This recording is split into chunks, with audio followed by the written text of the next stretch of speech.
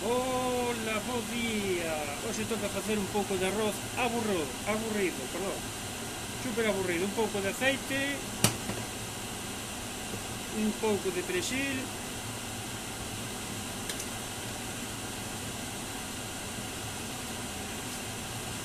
un vasiño de arroz integral e pongo pausa. Aquí está, un vaso de arroz integral, botamos, remexemos para que se mezcle, misture o aceite co arroz e deixamos así a fogo moderado, tentamos auga e se lle pode agregar un cuadrito destos de caldo. Bueno, por poder agregar se pode agregar calquer cousa máis. Eu, como hoxe vou facer arroz aburrido, o arroz aburrido, igual que as pastas aburridas, levan o mínimo.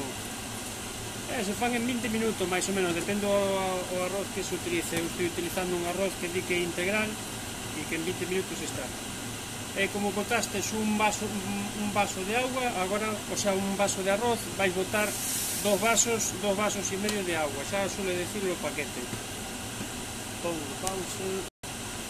A auga eu la quentei como sempre en un aparato que teño aí que reutilizo para quentar a auga. Remexemos un pouco e o deixamos, vou subir un pouco o fogo e contabilizamos 20 minutos a partir de que empece a ferver, máis ou menos.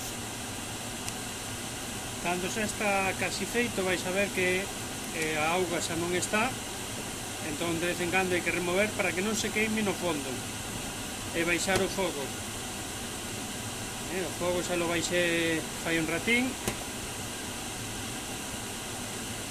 e listo.